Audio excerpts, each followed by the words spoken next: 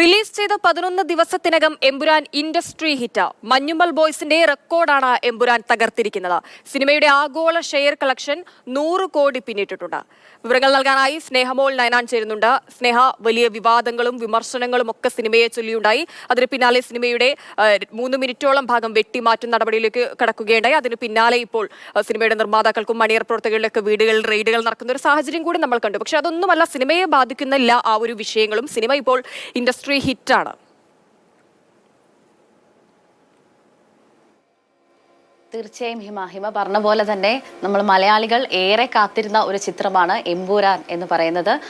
മാത്രമല്ല ഏറെ വിവാദങ്ങൾക്കൊക്കെ വഴിവെച്ച ശേഷം ഏറെ ചർച്ചകളൊക്കെ തന്നെയും ഉണ്ടായിരുന്നു.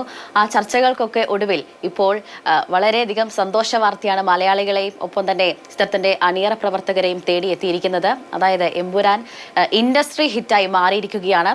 റിലീസ് ചെയ്ത് 11ാമത്തെ ദിവസം, വെറും 11ാം ദിവസം കൊണ്ടാണ് എമ്പുരാൻ ഇൻഡസ്ട്രി ഹിറ്റായി മാറിയിരിക്കുന്നത് എന്നാണ് ചിത്രത്തിന്റെ അണിയറ പ്രവർത്തകർ അറിയിക്കുന്നത്. അല്പസമയം മുമ്പാണ് പൃഥ്വിരാജ് അതുപോലെ തന്നെ മോഹൻലാൽ തുടങ്ങിയവർ സമൂഹ മാധ്യമങ്ങളിൽ പോസ്റ്റ് പങ്കുവച്ചത്. ഇതിനു മുൻപ് ഈ ഒരു നേട്ടം മഞ്ഞുമൽ ബോയ്സിനായിരുന്നു. അതായത് മഞ്ഞുമൽ ബോയ്സ് റിലീസ് ചെയ്ത് 72 ദിവസം കൊണ്ടായിരുന്നു ഇൻഡസ്ട്രി ഹിറ്റ് എന്നൊരു നേട്ടത്തിലേക്ക് പോയത്. പക്ഷേ അതിനെ തകർത്തുകൊണ്ട് വെറും 11 ദിവസം, അതായത് 10 ദിവസം പിന്നിടുമ്പോഴാണ് എമ്പുരാൻ ഇൻഡസ്ട്രി ഹിറ്റ് എന്നൊരു നേട്ടം സ്വന്തമാക്കിയിരിക്കുന്നത്.